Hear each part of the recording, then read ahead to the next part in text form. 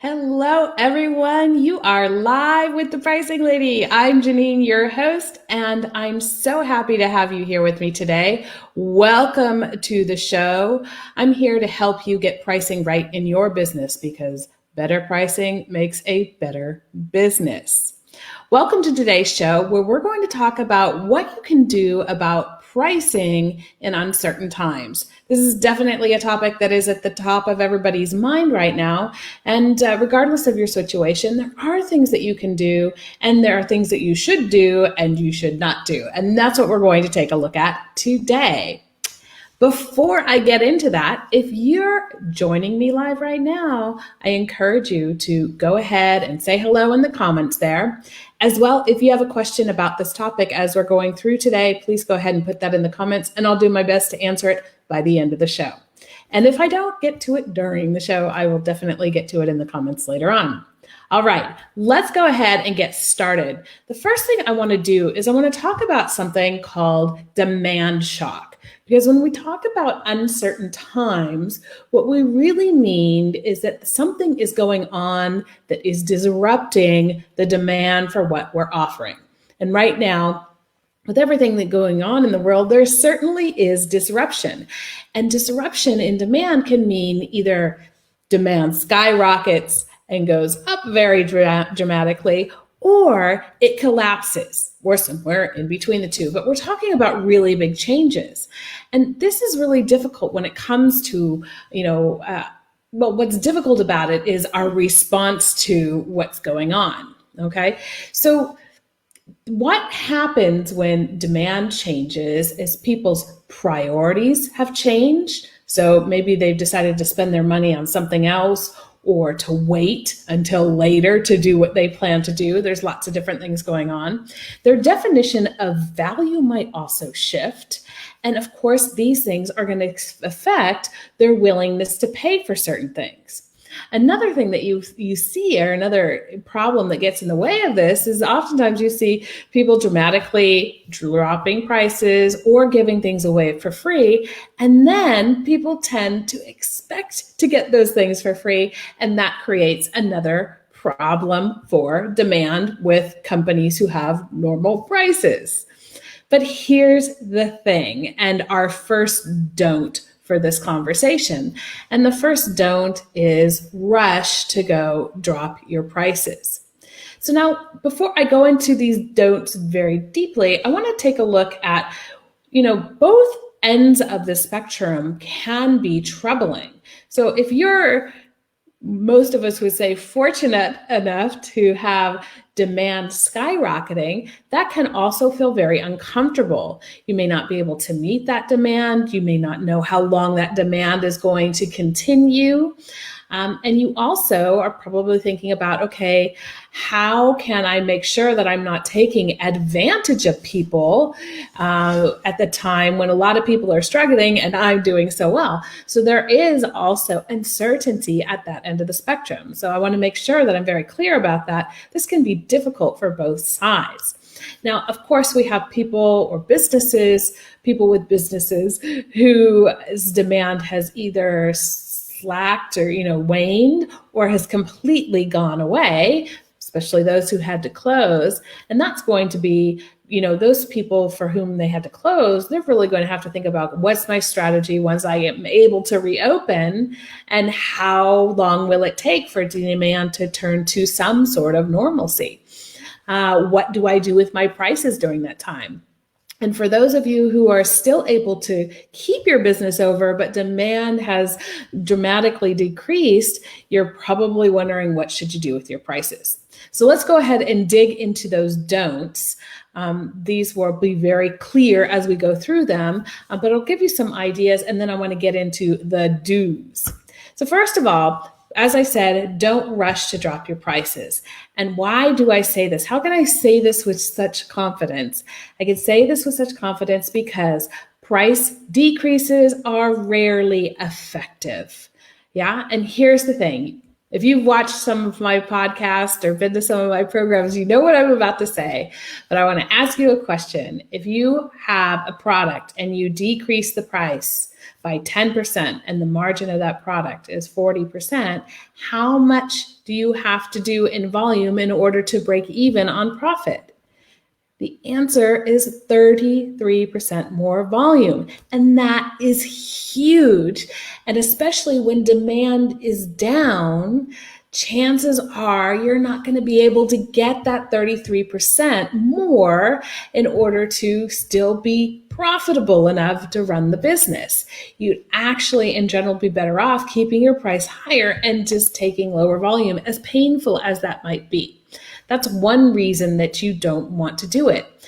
Another reason is that dropping those prices indicates to the market that maybe the value of what you're offering is less. So it can actually hurt your value and ultimately your brand equity.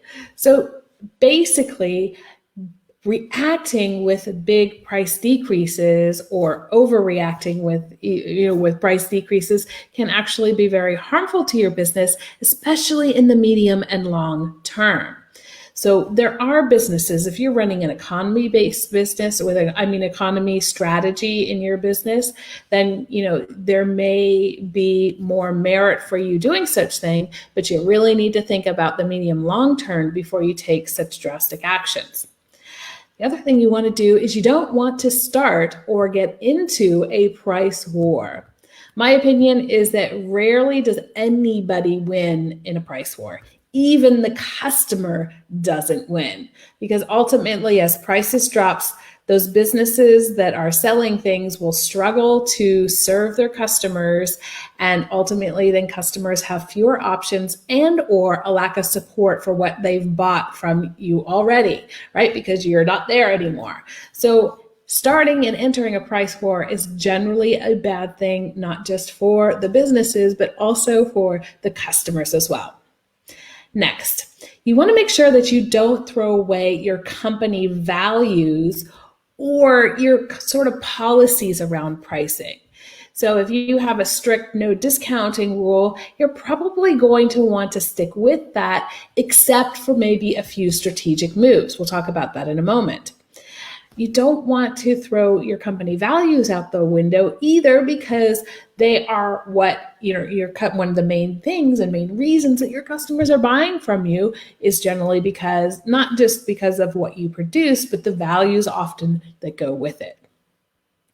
So hello and welcome to the show. We're taking a look at what to do with your pricing in uncertain times, and I'm working my way through the don'ts before we get to the do's. If you have any questions about this, go ahead and type them into the comments below. So next, I want to say what we shouldn't do is believe that pricing is going to fix the demand problem. So pricing is not going to fix the problem of customer demand, especially when what's driving that lack of demand is actually something that's going on completely outside of your control. So rarely will dropping prices actually fix that problem in a case like the one we have right now. So if those are the things that you shouldn't do, right, let's shift over and focus on what are the things that you can do or should be doing at this point in time.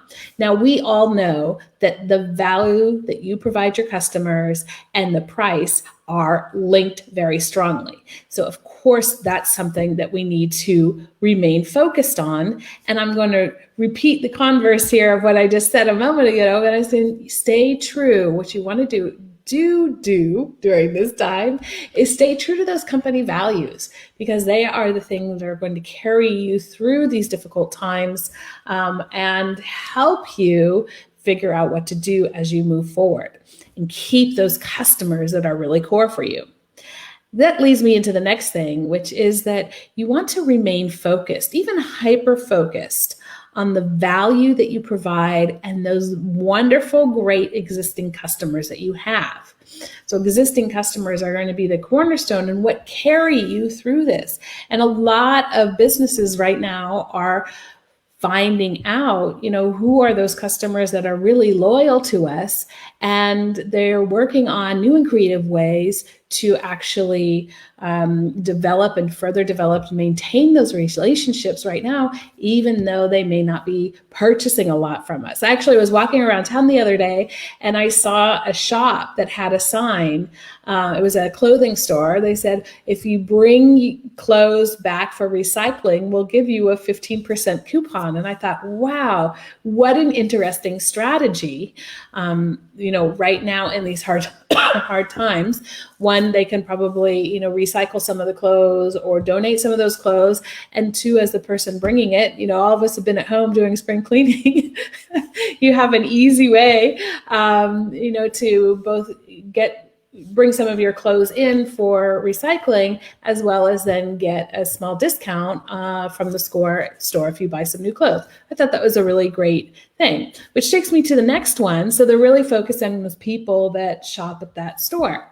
The next one is about being strategic, right? So our instinct when things get uncertain is our survival system kicks in and we just react. And the body knows how it's reacted to the situation before. And even if it's kind of similar, but not the same, it will react in the same way, whether or not it makes sense to.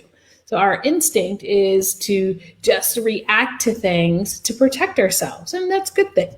That's what our body is there for. Sometimes we need to think better and override that. And by strategic, I mean, think out beyond right now, right? Right now, you're thinking, I need as many customers as I can have and as many orders I can have, but maybe keeping your prices at the same level, having fewer customers, and figuring out how to maintain your business rather than make it boom during this time is a better strategy. So be strategic with what you do and think about the medium and long-term effects of the actions that you take around your prices. This also goes to the discounting that we talked about at the beginning, or dropping prices significantly. That has a long-term effect on your business and your ability to keep having that business and being there to serve your customers. Now, two more tips that I'd like to give you. One is really for B2C businesses, right? So generally for B2C businesses at this point in time, so this is business to consumer, you're going to want to try and maintain those prices, right? So maintain the levels that you have now. Occasionally, you might decide to use some strategic promotions, but when you use strategic promotions, you always want to make sure that you're doing it on a time-limited basis for a fixed number of people, right, or customers. So it might be something like, the first 5 of you who contact me by the end of this week, get this, right? So time-limited, fixed number of people. That's a way that you can be strategic, but still also get some business in. Think about how you can keep adding value to those customers who are most loyal to you. Now, for B2B business, your focus is really going to be on protecting the most profitable parts of your business. So you're going to think about, well, who are the customers who do the best business with me? It's not always the most, right? So it could be that you have some products or offers that are more profitable than others, or that are easier for you to deliver than others, right? And you have customers who are easier to work with, who you enjoy maybe working with more, right? So these are the kinds of customers and products that you want to focus on the most. It's also a good time to clean house. Maybe get rid of some of those products that aren't so profitable, or, go and have a conversation with some of those customers who are a little bit more difficult, and figure out how you can work together to do business, or just, terminate doing business with them as well is another option. So it could be an opportunity to clean house a bit. But the main priority is for you to protect the highly profitable parts of your business and work on developing those strong relationships with those A category customers. So we do a lot of ABC segmentation with customers when it comes to pricing. We're always talking about how can we serve these different groups. And the A group is the group that is most important to your business. And you want to think about how can you still bring value to them in these uncertain times, as opposed to dropping prices. That's what I wanted to talk to you about today, ladies and gentlemen. If you have any questions, do let me know, or you can type them in the chat and I will get back to them later. So today we talked about what to do with your prices in uncertain times. And let me just recap the do's very quickly. So do stay true to your company values. They will elevate your brand and keep you true to the customers who are most important to your business now and well into the future. It's time to stay hyper-focused or remain focused on those existing clients as opposed to looking for new ones. Be strategic with your pricing, right? So we said don't drop your prices, but if you do run, say, a promotion, be sure to do so in a strategic way and make sure that it's going to get you where you need to go with your business. That's what I wanted to share with you today. Thank you so much for joining. If you got questions, pop them in the chat. If you'd like to talk to me about how we can work together on pricing in your business, go to www.janineliston.com, book discovery call. We can have a short call and figure out how I can help you best.